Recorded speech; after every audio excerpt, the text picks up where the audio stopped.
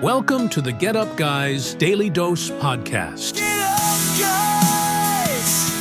Raise your voices to the skies. Get up, guys. In His name we rise.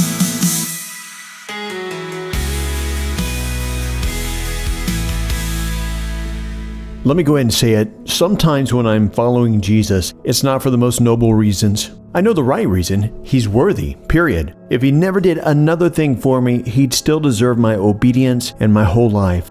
But that's not always what's driving me. Sometimes I'm trying to walk faithfully because I want to be a godly example for my kids. Sometimes it's because I still feel guilt about past mistakes. Not shame, but definitely guilt. And obedience makes me feel a little bit less yuck.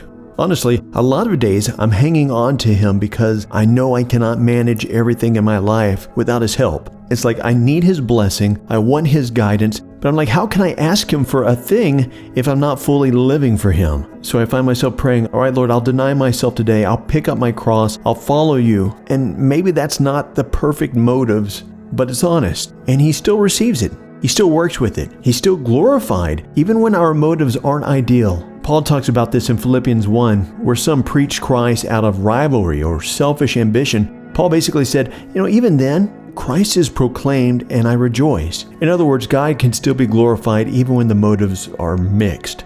No, it's not perfect, but God can use it. And maybe the most encouraging part is this: even my imperfect obedience implies faith. Faith in who He is, faith in what He can do, and faith in how desperately I need Him. You don't even try to walk in His direction unless you believe He's the one worth following. So maybe today your offering feels a little dented, a little conflicted, a little less polished than you wish it were. Offer it anyway.